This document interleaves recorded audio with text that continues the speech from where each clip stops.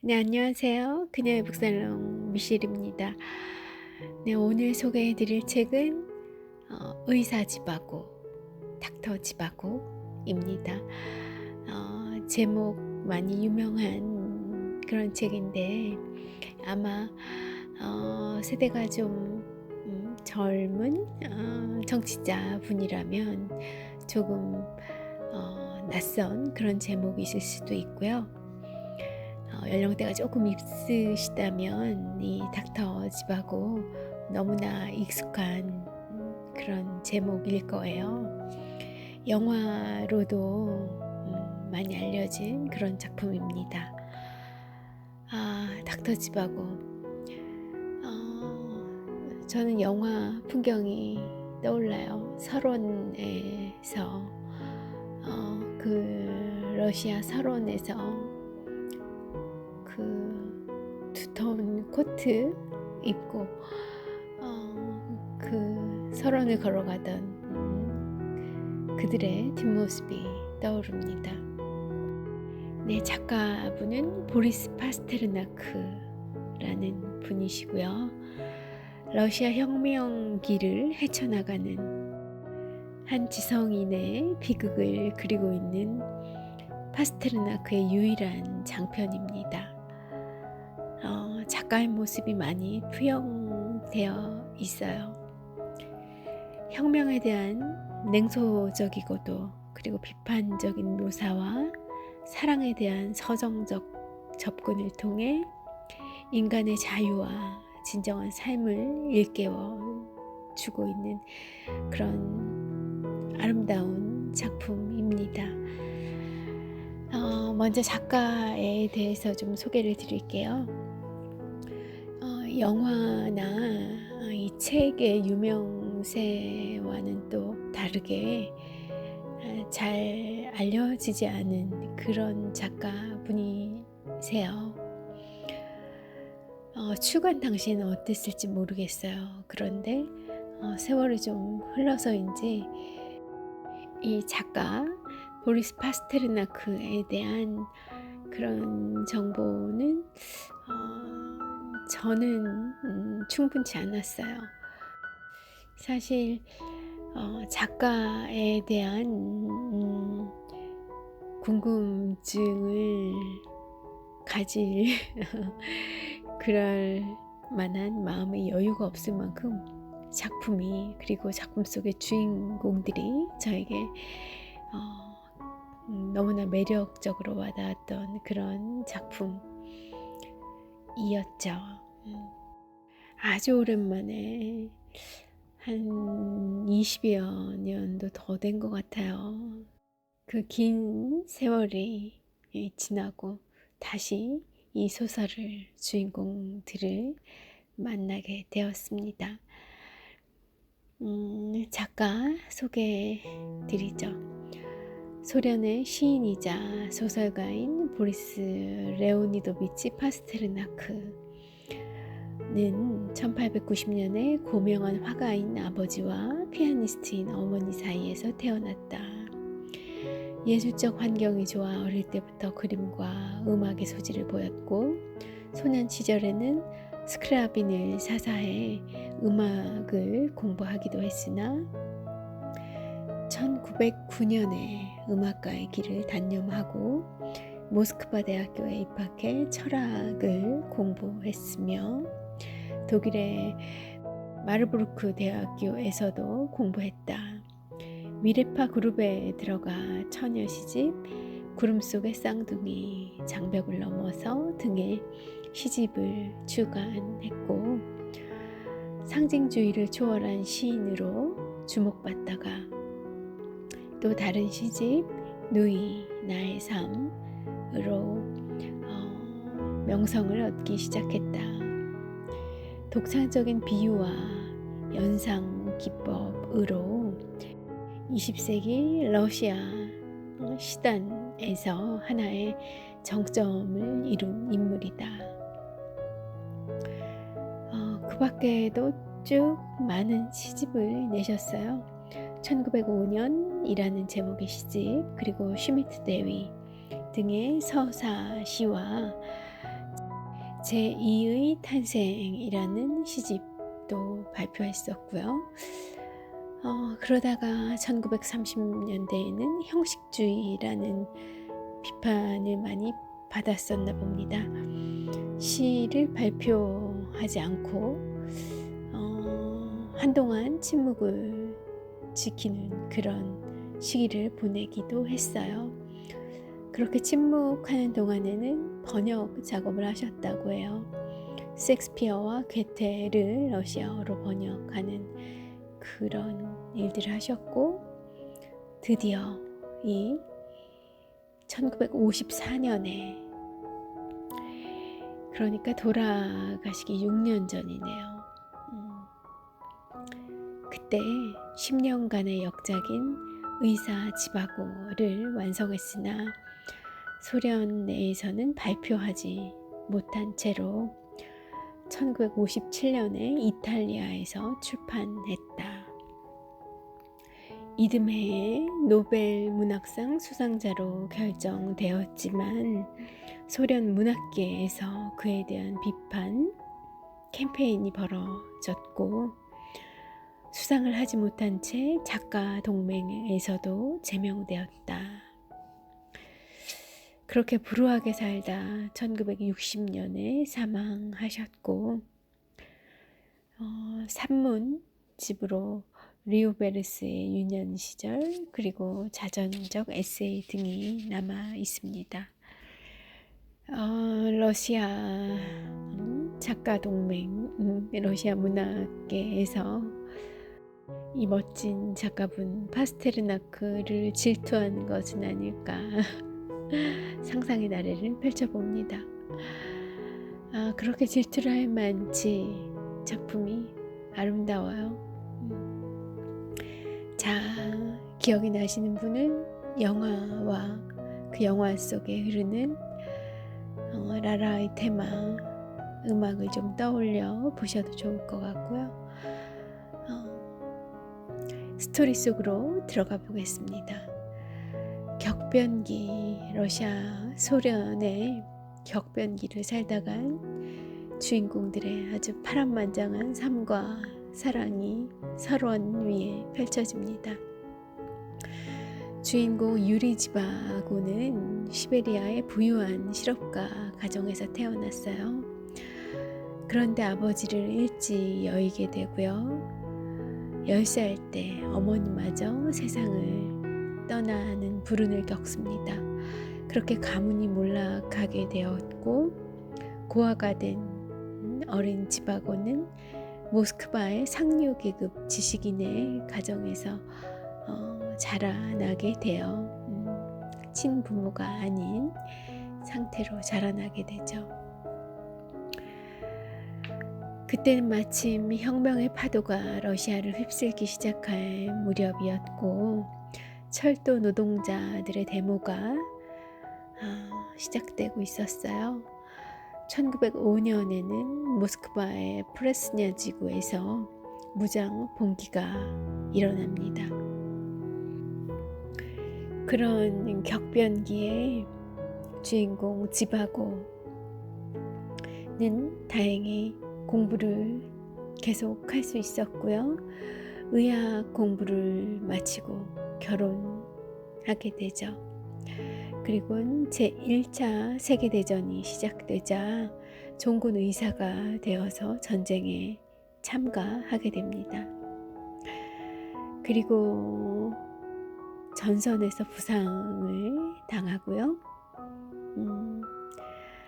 간호사로 일하고 있던 라라와의 운명적인 그런 만남이 이루어져요. 자, 라라는 어떻게 자라왔을까요? 그녀의 히스토리를 좀 살펴보죠. 라라, 이름도 이쁘니 라라라는 소녀는 어린 시절에 지바고 가문을 파산시킨 그 부유했던 지바고의 가문을 파산시켜서 아버지를, 어머니를 여의게 만들었던 그 변호사 코마로프스키에게 폭행을 당해요. 어린 시절에요. 그리고 그 이후로도 계속 그로부터 육체 관계를 강요당합니다. 한땐 라라가 그를 총으로 쏘아 죽이려고도 하죠. 그런 불행한 과거를 가지고 있는 여인이에요. 여인이라고 하긴 지바고를 처음 만났을 당시에는 풋풋했죠. 그 악독한 변호사. 이제 그는 그 코마로프스키와 헤어져 다른 남자와 결혼을 했고요. 그리고 그 남편마저도 전쟁통에 행방불명이 된 상태였어요. 그런 상태에서 종군 간호사로 일하고 있었고, 그때 부상을 당해서 병원으로 실려온 그 지바고와의 만남이 있게 되죠. 둘 사이에 숙명적인 사랑이 싹틉니다.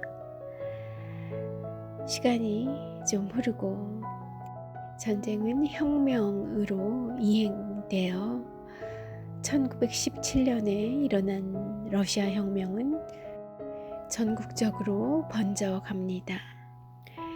지바고는 아내와 아이가 있는 모스크바로 3년 만에 돌아와 혁명 직후의 혼란스러운 모스크바 생활을 뒤로하고 가족과 함께 황폐한 러시아를 가로질러 우랄의 한 시골 마을로 피난을 가게 되죠.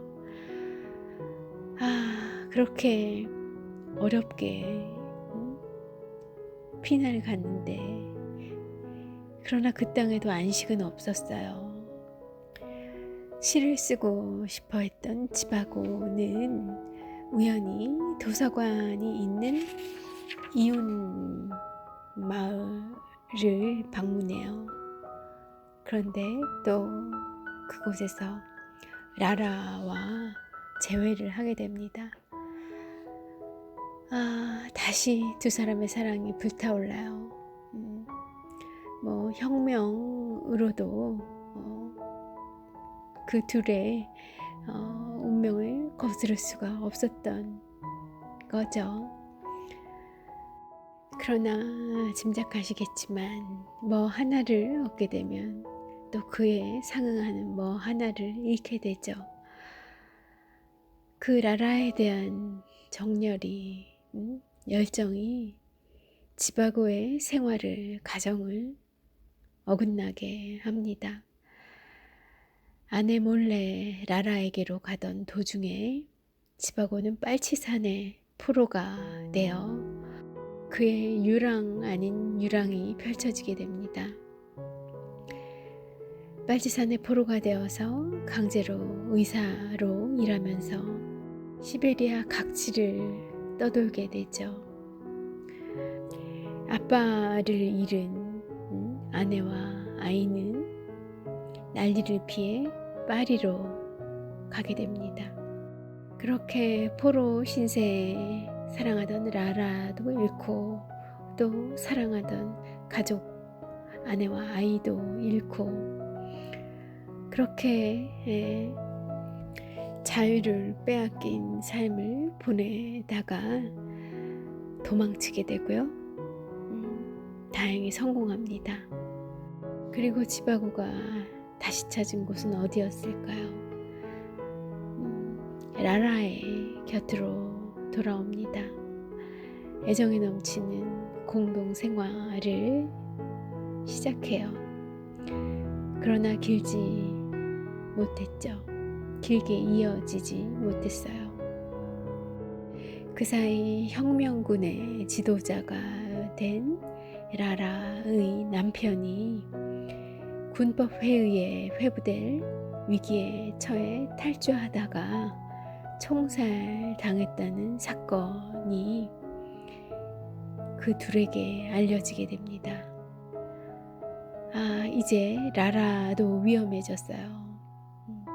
탈주범의 아내로서 당국의 관심과 추적을 받는 입장에 놓이게 된 겁니다. 라라는 이르크추크로 도망을 치게 되고요. 지바고는 다시 라라와 헤어져 외톨이가 됩니다.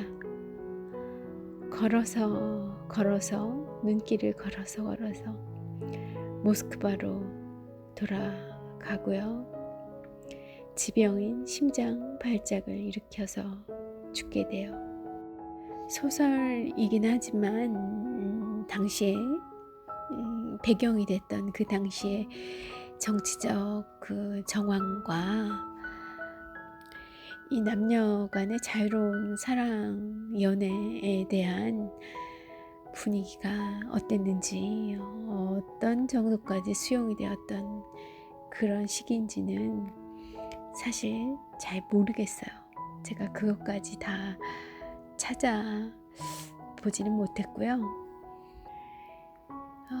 이 라라와 지바고 이들이 순수했다는 것, 하얀 눈만치나 순수했다는 것과 그리고 감정에 솔직했다는 것,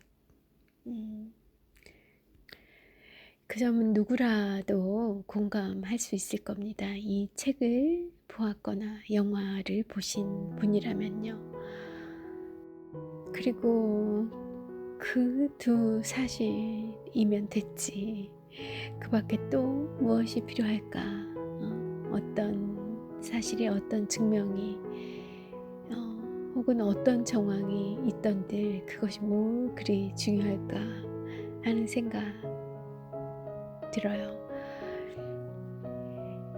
파란만장하다고 할까요? 이들의 사랑이 차라리 한번 헤어지고 다시 만나지지 않았더라고 하면 이리 안타깝지는 않을 것을 왜 다시 또 만나지게 하고 또 다시 만나지게 해가지고 더 애를 태우는지 말입니다.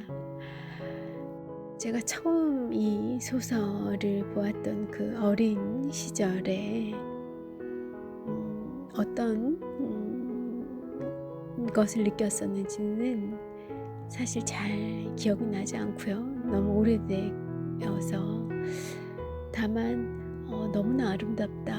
주인공들이 그리고 이 작가 보리스 파스테르나크처럼 지바고의 그 식자로서의 그 고민 번뇌 이런 사색하는 모습 그런 게 너무 멋있었어요. 그런데 이제 긴 세월이 흐른 후에 다시 이 스토리를 만나게 되니 단 3마디로 이 소설을 표현할 수 있을 것 같아요. 인간적인, 너무나 인간적인 딱 그 표현이 떠오르더군요. 자, 사상적 충성보다 개인의 자유를 위해 산 지식인 지바고죠. 의사 지바고 이 소설은 역사의 거친 파도에 휩쓸려 이리저리 떠도는 지바고와 라라 이 둘의 비극적인 사랑을 주제로 한 작품이고요. 주인공인 지바고와 라라에게도 역사의 어두운 그림자가 드리워져 있습니다. 아주 깊게 드리워져 있죠. 지바고는 고아가 되었지만 모스크바의 지식인 가정에서 자라나 상류 계급과 그 문화의 전형적인 구현자로 자라나고요. 그래서 뛰어난 의사이면서도 감수성이 아주 흘러넘칩니다. 철학이나 문학을 연구하고 이 장편 소설의 마지막 부분에 24편의 시가 발표되어 있는 것처럼 시를 쓰기도 하는 그런 인물이죠. 파스테르나크 본인의 투영으로 보여요, 제게는. 그리고 시인의 눈으로 자연과 역사를 바라보는 관점이 이 작품을 이해하는 열쇠가 되기도 합니다. 톨스토이의 작품과 같은 그런 면이 있죠. 두 작가의 작품들이 그 느낌에 있어서는 큰 차이가 있겠습니다만, 자연과 역사를 바라보는 그 조망하는 그런 게 스토리 속에 아주 장대하게 그렇게 드러나고 있거든요. 주인공 지바고는 자신을 혼돈 속으로 휘말려들게 한 전쟁과 혁명을 하나의 운명으로 받아들이고 그 속에서 정신적 독립을 지키려고 합니다. 전쟁도 혁명도 그의 정신 속까지는 침투하지 못했기 때문에 처음에는 그런 변화에 대해 강한 거부감을 느끼지 않은 채 생활을, 나의 일상을 사랑하며 성실하게 살아나가요. 그러나 혁명이 그의 정신에 철저한 복종을 요구해 왔을 때 그는 본능적으로 반응합니다. 자신의 자유를 선택하고 추구하게 되죠. 그의 정신은 혁명에 복종하지 않아요. 자유를 향해 달아납니다. 그 자유를 확인할 수 있는 곳이 바로 라라와의 사랑이었어요. 여기에는 파스테르나크 자신의 인생관과 또 아내 이외의 여성을 사랑했던 경험 등이 투영되었다고 하네요.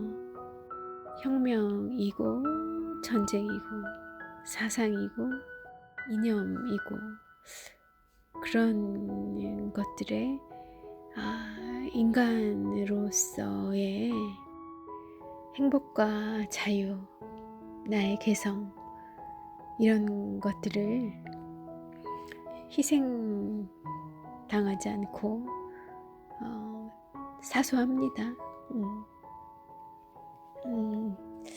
저도 나이가 들었구나 하는 생각을 다시 한번 해요.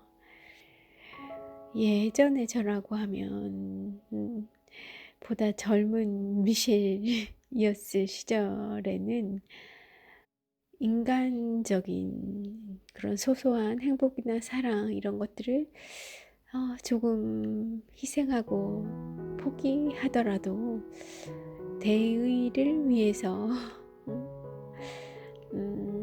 뭔가 더 큰 발전과 인류를 위해서 도전하고 투쟁하고 헌신하는 그런 주인공들에게 박수치고 매료되고 이랬었거든요.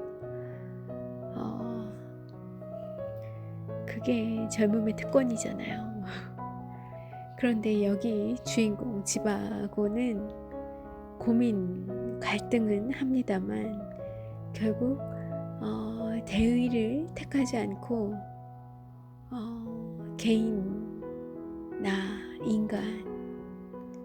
인간적인 삶, 사랑 이런 걸 택해요. 이런 나약하기 이를 데 없는 이런 지성인의 모습에도 이렇게 마음이 아무렇지도 않고 오히려 인간적인, 너무나 인간적인 이런 단어가 떠오르는 걸 보면 이제 제가 좀 살았구나. 아, 조금 지쳤구나. 뭐 그런 생각도 들고요. 철이 든 건가 말입니다. 작가 파스테르나크는 정치를 일시적인 외적 요인이라고 생각하고 인간의 정신과 감정, 창조성을 본질적인 요인으로 간주했고요. 이를 왜곡하고 파괴하는 정치적 힘에 대해서는 끊임없이 이의를 제기했습니다. 그래서 반대를 많이 당한 거죠. 문단으로부터 반대를 당한 거고, 그 기반에는 정치적인 것들이 깔려 있었던 것이고요. 혁명의 폭력에 반대하며 부드러움을 통해서만이 우리는 지고지순한 선에 이룰 수 있다고 말했고요. 마르크스주의를 사실에서 멀리 떨어져 그 기반이 불확실한 자기중심적인 운동이라고 하셨대요. 그러니 그 권력이 얼마나 싫어했겠습니까? 권력자란 자신의 신화, 자기의 신화를 주장하기 위해 진실을 무시하는데 전력을 다한다고 이 작품 속의 지바고의 표현이에요. 이 표현은 바로 작가 파스테르나크의 견해였던 겁니다. 그래서 러시아에서 출간을 못했어요. 불행한 소녀 시절을 거쳐 결혼한 뒤에도 행복하지 못했던 불행했던 주인공 라라. 그녀는 지바고에게 있어서는 이름을 붙이거나 이렇다 저렇다 판단할 수 있는 그런 아름다움, 그런 것들을 모두 초월한 존재였어요. 그들의 사랑이 그런 정도였습니다. 이 표현이 정확한 것 같아요. 초월한 사랑, 그런 극도의 순수함이 으로 그려져 있습니다. 그 둘의 우연한 만남, 그리고 아름답지만 비극적인 사랑이 그려진 이 작품 닥터 지바고는 개인의 영혼과 자유의 존엄성을 역사의 법칙에 대비시켜 묘사하고 있고요. 라라의 형상은 푸슈킨 이후로 전통이 되어온 근대 러시아 문학의 여성상으로 이어지고 있습니다. 지극히 시적인 그런 여성상이요. 앞서 언급드렸던 이 책 닥터 지바고 마지막 부분에 나오는 지바고의 시들이 있어요. 그 시를 그중 한 편을 골라서 좀 읽어봐 드릴게요. 작가가 우리에게 해주고 싶은 그런 말이 잘 담겨져 있습니다.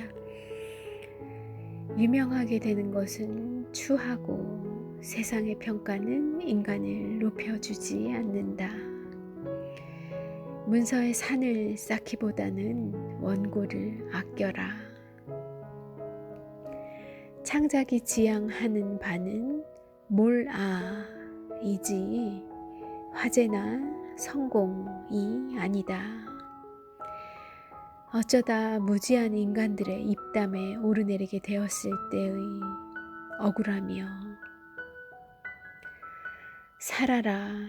거짓 이름을 버리고 어느 날엔가 우주의 사랑을 끌어들여 미래가 부르는 소리를 듣는다.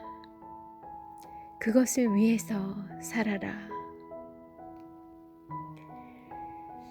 사람들은 생생한 발자취를 따라 한 걸음씩 너의 길을 따라올 것이다. 하지만 패배인가 아니면 승리인가 스스로 알려고는 하지 마라. 그리고 자기도 물러서서는 안 된다. 알려고도 하지 말고 물러서지도 말라는 거죠.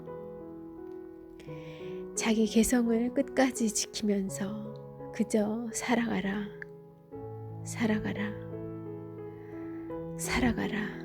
마지막 그 순간까지.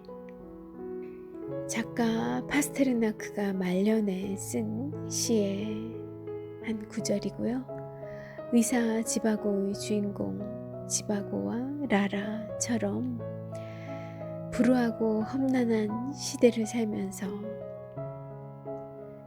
그럼에도 불구하고 시를 계속 써왔던 작품 활동을 계속해왔던 많은 문단의 반대와 방해에도 불구하고 자기 길을 굳건히 걸어왔던 작가 파스테르나크가 인생의 마지막에 갖게 된 그 심경을 무엇보다 잘 나타내고 있는 것 같고요.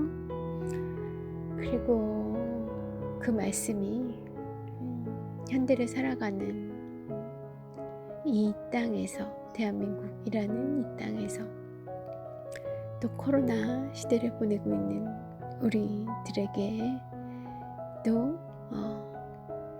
통하는 메시지가 있는 것 같아요.